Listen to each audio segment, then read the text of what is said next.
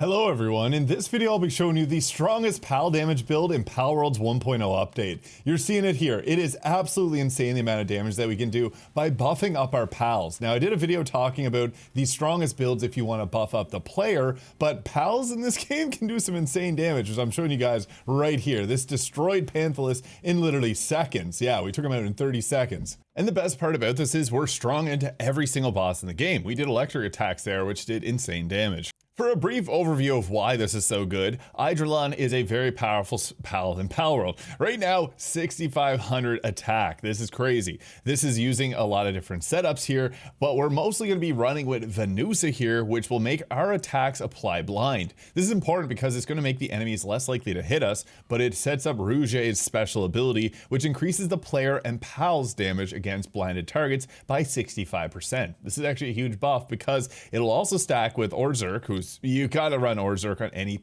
pal damage build because every time that you attack, it increases the pal's attack by 5% for a max of 150% extra damage.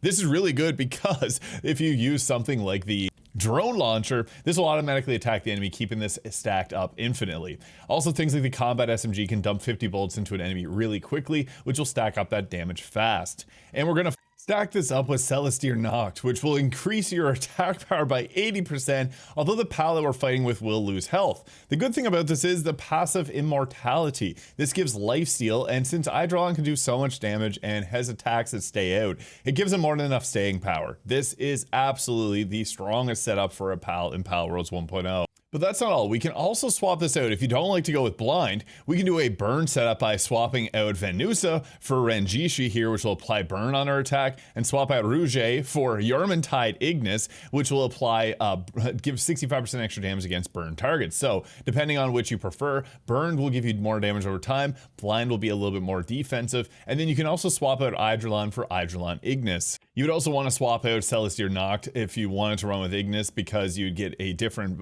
you get more buffs depending on if you have dragon or fire types in your party, likewise dragon and dark for Eidrolon regular. So you can also choose to throw in Magix, which will create a flame shield around you, which will do 30% of the damage that you're dealing in an area of effect around you. Or you could throw on Flaracle here, which will make any target that's inflicted with burn explode, dealing damage equal to 60% of the player's attack damage. That's more so a player damage build. So I found that this worked best because we got blind and a lot of damage buffs to our pal. And another alternative choice, although it's a little bit weaker, is to throw in Ophidia, which will apply Soaked on the enemy, and then use Yarmantide, which will increase the attack power against Soaked targets by 65%. This works especially good if you have Eidrolon with those electric attacks that I have currently swapped on. Now with a little bit more of a setup, you can also run a poison setup. Venusa has a poison skill, and also Eidrolon can get a poison skill. And then you can also run Prickster to increase the attack power against poison targets by 65%. And then also use Bakemi, which will reduce the attack power by 80% of poison targets. So we're much more defensive with that.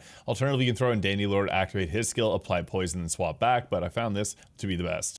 Now for the passive skills that I'd recommend having on Eidrolon, Demon God will increase the attack power by 30% and defense by 5. This is a World Tree passive. You can get you can apply this on it using the surgery table. Serenity is also great. Active skill cooldown reduction 30% and a 10% attack boost. This is great so we can cycle through our attacks a lot quicker. I also like to have Muscle Head on for an increased attack power by 30%.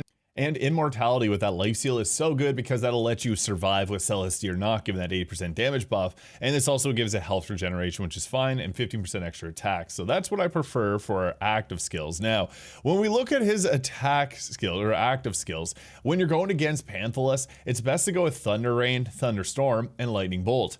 Thunder Rain is crazy because it has a huge area of effect which destroys, as you saw at the start of this video, Panthalus. We can also throw in Thunderstorm for a similar effect because it hits in a huge area of effect, multi-hit attack, and Lightning Bolt is just another good attack that's a little bit quicker to spam off. And the reason that Eidrolon is so good because his active skill here giving the extra damage. So you can use any type of skill. Same type attack bonus in Palworld is only a 20% boost, which you can easily get through food. So it's not a massive deal if you're not using the same elemental type as the pal we're using. Although Dragon and Dark does cover a lot of the end game content very well.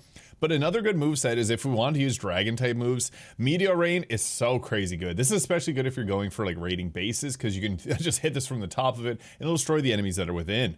Dragon Meteor, another similar attack that is also highly powerful. Beam Slicer is also really good. This will mow down an area of effect with a beam, and I like it just because it is a bit of a quicker cooldown on this, so you can spam that attack.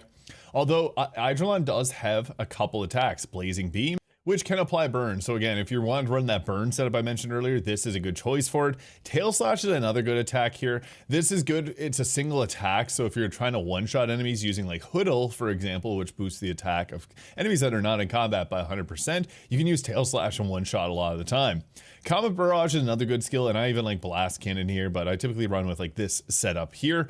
Now, my optimal setup would be to throw, if you're doing like raid bosses, would actually be something like this. Now, elemental swapping is a lot better, but Apocalypse is another large it has a bunch of vortexes. This destroys certain bosses, so it is really good against like the late game content, especially if the boss is quite large. This gives us some dark attacks, but if we were to go for a full dark setup, we can go with a few different options. Poison Shower is nice because poison does stack with other statuses, so you can put Poison Shower down, which will give us some damage over time, which gives us that lifesteal. Apocalypse, again, being a very amazing attack against large targets. And Dark Cannon, which is a very fast spammable skill, although it is probably better to throw in Dark Laser, which is a little bit stronger. It does have a longer cooldown though, so this would be a solid dark lineup. If you're going against any ground type raid bosses or any type of enemy ground type, Spine Vine with Circle Vine are really good. So these are huge, especially good against large targets. And Wind Burst is another really powerful attack that I'd recommend having on here. And it'll apply Ivy covered, which means if you have fire skills, you can throw on something like Fireball here or Wall of Fire, or Flame Wall, I mean to say, or even Volcanic Rain, because Ivy cover will increase the attack power of fire type moves. Another good move is Holy Burst. As a neutral attack, it is just good against every target. It's not super effective, but this is just a good attack for just nuking in general. It's one of the strongest in the entire game. You can swap around and use different elements depending on the type of attacker you're going against. Eidrolon is honestly strong enough to run with those different setups, but my preferred setup would be Meteor Rain, Dragon Meteor, and Tail Slash, but you can swap Tail Slash out again for Beam Slicer here. I also like to use that attack, or your preferred choices. Apocalypse is another good swap. Now for Venusa, we want to apply statuses. This is another one that, again, it applies dark on our blind on our attacks, but we can throw in Poison Scatter here, which is a poison attack, and Poison Fog. This will just poison the target in general, so you can have her out, swap off, and have the poison applied. Dark Wisp is another nice attack to have. Now for Rouge, I actually really like to use Rouge because his attack, if Eidrolon ends up going down, has a very high attack power. This is really good because he can also learn a lot of moves. Apocalypse, Dark Laser, Dark Wisp are good choices. You can also throw on something like the Spirit Flame if you wanted to for burn. And again, he has a very wide coverage for moves, so you can toss a variety of different things on Rouge there. Now, Orzurk, again, he's mostly here to boost up our team because he just gives a 150% extra damage, which is crazy. Meteor Rain is another move you can learn as a dark or dragon electric type. Polycaranos, with his his exclusive skill here, is a very powerful electric type attack.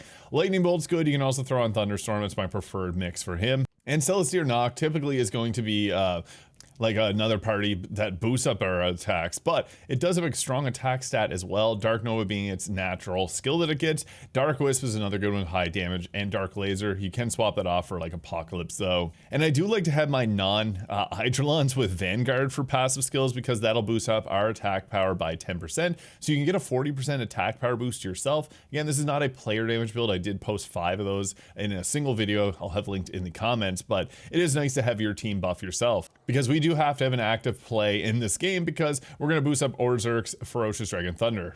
Now for items, it really, one thing that we want to have is, depending on what element we're using, is the baton. So the Lord of the Underworld baton for dark type, the Divine Dragons for dragon type, and then the electric Lord of Lightning there for electric attacks. So those are really good because, again, depending on the element we're going up with, it's going to boost that up.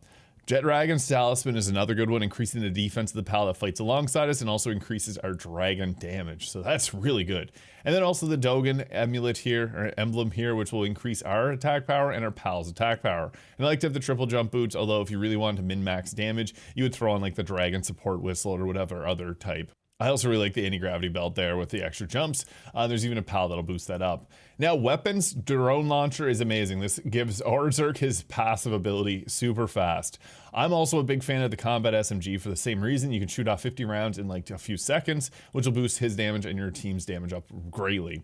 Beam Scatter, best shotgun, just really good. I also like the Plasma Rifle when you're dealing with multiple enemies, it'll chain around, and the Mechanical Bow is the highest single target damage, so we can roll with those there. But again, we mostly just want to buff up our pals. This is a pal focused build, so I'd recommend Drone Launcher and Combat SMG for most. Cheap ammo on the Combat SMG, although it burns through it. And the beautiful thing about this is, yes, we do take damage, but that's not a big deal when we have lifesteal involved as well. And you can see there, you're able to one-shot a lot of things in the game. And Eidrolon's really fast, so if you want, you can use him just for traveling around. I'd swap off Celestial Knock though.